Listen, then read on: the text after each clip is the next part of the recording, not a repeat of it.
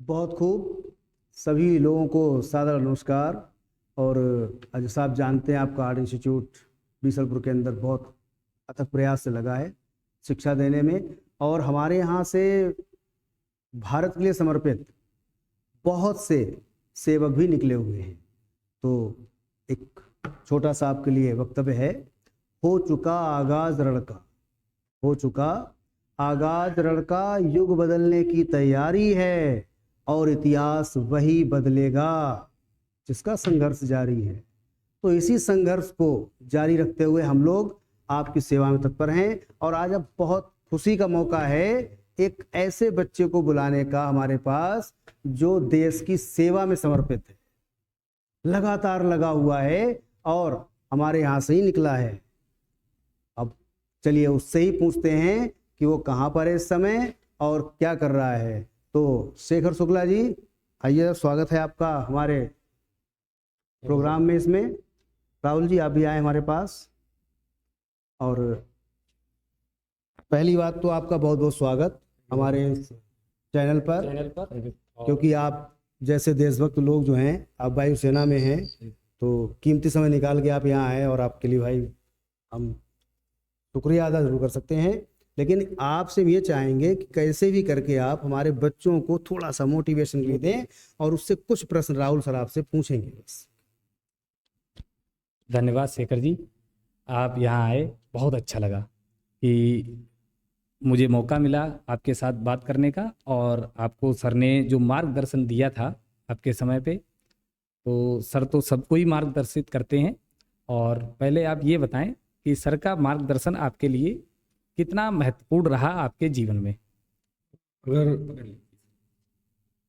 Sir के guidance की importance बताने की बात हो तो बस इन शॉर्ट इतना ही बोलूँगा, जो कुछ भी हूँ सर की वजह से हूँ।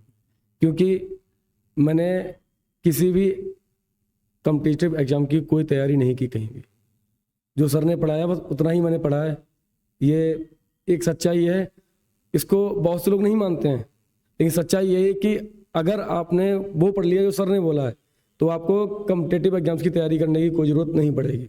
क्योंकि 12th तक जो भी ग्रामर है आपकी वो सफिशिएंट है आपके लिए आगे कॉम्पिटिटिव एग्जाम्स के लिए। अगला क्वेश्चन मेरा ये है कि आप जो देश की सेवा कर रहे हैं और किस विभाग में कर रहे हैं और आपकी पोस्ट क्या है, और बच्चों को ये आप बताएंगे कि जो भी बच्चे हमारे लाइव देख रहे हैं या जो भी साथी लाइव देख रहे हैं, आगे उनका भी फ्यूचर अपने बच्चों के लिए रहता है कि हमें बच्चों को किस ट्रेड में भेजना है। भाई हम अगर देश की सेवा के लिए फोर्स लाइन में जाते हैं तो कौन सी फोर्स लाइन आपने ज्वाइन कर रखी है ना, और जो है बच्चे इसके लिए कैसे आगे बढ़ सकते हैं। तो ये थोड़ा बता दीजिए, बच्चों को अच्छा लगेगा और थोड़ा बच्चे मोटिवेट होंगे इस चीज़ में। अभी तो मैं भारतीय वायुसेना में टेक्नीशियन के पद पर हूँ और जहाज़ में जो भी हमारा मेंटेनेंस का काम रहता है वो काम हमारा एक्स ग्रुप वाले करते हैं। अभी तो अग्निवीर योजना आ गई है, इससे पहले हम लोग एक्स और वाई ग्रुप में एग्जाम दिया करते थे। तो एक्स और वाई बोथ मेरा क्लियर हुआ था सर की वजह से, क्योंकि दोनों का एग्ज़ाम एक ही साथ आप दे सकते थे और एट ए टाइम उसका रिजल्ट आता था। और उसके बाद जब आप एग्ज़ाम क्रैक करते हैं तो आपको एग्ज़ाम क्रैक करने के टाइम पे कहानी बताता हूँ। जब मैं एग्ज़ाम देने गया तो फिजिक्स और मैथ इन दोनों का एग्ज़ाम भी होना है, उससे पहले इंग्लिश का एग्ज़ाम होगा, और एक बाई ग्रुप का जो नॉर्मल 10th से लेकर नॉर्मल एसएससी टाइप का रहता है उस टाइप का एग्ज़ाम रहेगा आपका। इंग्लिश के एग्ज़ाम में अगर आप पास हैं तभी आपके आगे की कॉपियाँ चेक होंगी, ये पहला रूल था।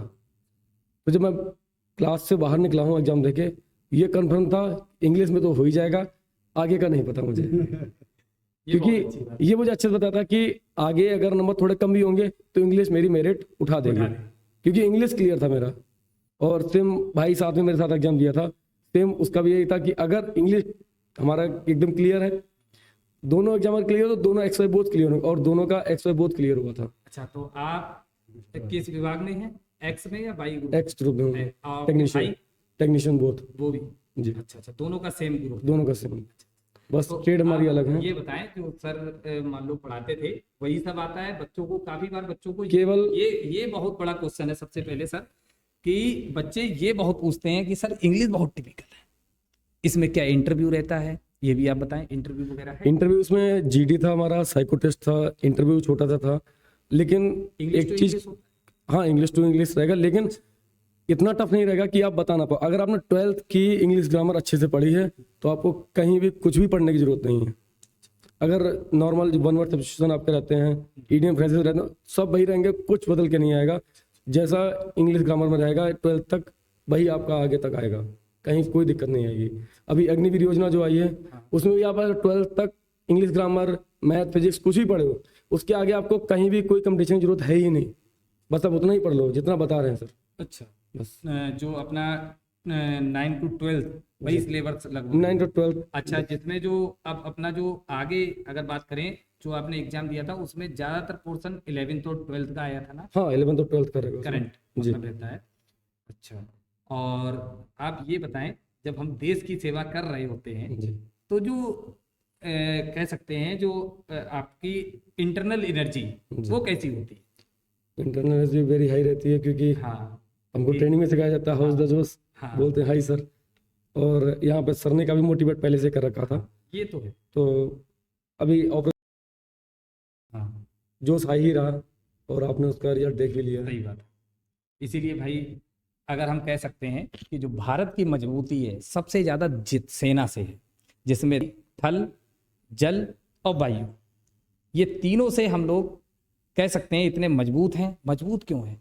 जैसे ये भैया, ये जो नौजवान हैं हमारे, ये देश की सेवा के लिए कह सकते हैं ये दिन रात जो है लगे रहते हैं। जब भी अगर इमरजेंसी कॉल आती है तो ये नहीं देखते हैं कि हमें छुट्टी हमारी जो है अभी हम लेके आए या नहीं लेके आए, ये तुरंत तत्काल जाते हैं। मैं सर से मिला था उससे पहले हाँ। ऑपरेशन के टाइम पे, सर ने पूछा था कब तक हो, मैंने अब कॉल तो आ गया, जाना पड़ेगा। और 6 को सर ने बोला था कब जाओगे, मैं 7 को सुबह चला भी गया और 7 को ही शाम काम हुआ था। बताओ, इतनी मतलब इनकी जगह कौन ले सकता है भाई?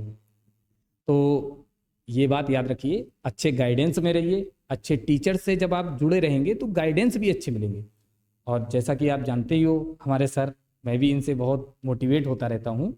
और सर एज में बड़े हैं और नॉलेज भी इनको बहुत अच्छी है, और उसी का परिणाम भी है कि आप देख सकते हैं कि भैया जो है सिलेक्टेड हैं और इनके भाई भी जो है सिलेक्टेड हैं, और शायद आज भैया सर के लिए कुछ लाए भी हैं। तो मैं चाहूँगा आप जो है लाइव में ही बच्चों के सामने आप दीजिए। और प्यारे बच्चों, जय हिंद जरूर लिख दीजिए। भैया देखो कितनी प्यारी टी शर्ट लाए हैं। बहुत बढ़िया। इस पर भी हवाई जहाज ही बना हुआ है, एरोप्लेन बना हुआ है, और बहुत अच्छा लगता है। ये बच्चा जब सेलेक्ट हुआ था तो मैं बताऊँ आपको, इसकी ट्रेनिंग चल रही थी जब, तो ट्रेनिंग के बाद भी पैसा जब मिलता है तो मैं उस समय काफ़ी सेंटिमेंटल हो गया था। इसकी माँ ने बोला था कि पहली सैलरी में से पहले रुपए निकाल के अपने सर को दे के आओ। तो ये पहली सैलरी में से पहले रुपए निकाल के मिठाई के डिब्बे के साथ लाया। तो उस दिन मुझे एहसास हुआ कि मैंने पढ़ाया वो ख़राब नहीं गया, मुझे उसकी कीमत मिली। तो अब तो जब भी आता है, मिलने आता है, और ये नहीं गिफ्ट का मतलब नहीं है, मतलब मिलने आता है, ये बहुत है। और इसके भाई भी एयरफोर्स में है, और मज़े की बात इसके मामा भी एयरफोर्स में, सब मेरे पढ़ाए हुए। तो बच्चे तो हमने बहुत दूर दूर तक निकाले हैं। आप बस अपने टीचर पर विश्वास रखिए, जहां आप पढ़ रहे हैं उस पर विश्वास रखिए, और आपका ये संस्थान वैसे ही बहुत अच्छा है। अगर जुड़े रहेंगे तो भले रहेंगे। और अब मैं चाहूँगा कि आपका यही काम है कि अपने साथियों के साथ चीज़ों को शेयर करना। और मैं चाहूँगा हमारे जो स्टूडेंट, बहुत से स्टूडेंट सर देश की सेवा में रहे हैं, चाहे थल की बात करें, चाहे जल की बात करें, चाहे वायुसेना की बात करें, तो जो भी हमारे बच्चे हैं, कभी भी अगर आपको मौका मिले तो अपनी पुरानी कोचिंग में, अपने पुराने इंस्टीट्यूट में ज़रूर आएँ, और आपका इंटरव्यू होगा। आप किसी भी विभाग में हो, जिससे और भी बच्चे हमारे जो है मोटिवेट होते रहें। आप उनके लिए प्रेरणादायक हो। जब प्रेरणादायक हो तो आप आएँ और उनके लिए प्रेरणा दीजिए, है ना, कि हमको कैसे करना है, क्या करना है। कुछ भी असंभव नहीं है दुनिया में। जब ठान लिया तो फिर क्या दिक्कत है? हम अपना पैर जब आगे बढ़ा लेंगे तो पैर खींचना नहीं है, सफलता जरूर मिलेगी, निश्चित मिलेगी। वो कहते हैं कि सफलता एक दिन में नहीं मिलती है, लेकिन एक दिन जरूर मिलती है। ठीक है, तो धन्यवाद। अब वो मैं यहीं पे विराम करता हूँ। अब मिलेंगे अगले किसी बच्चे के साथ, मोटिवेशन के साथ, और आपका जोश एक बार फिर हम लोग हाई करेंगे। ठीक है, धन्यवाद।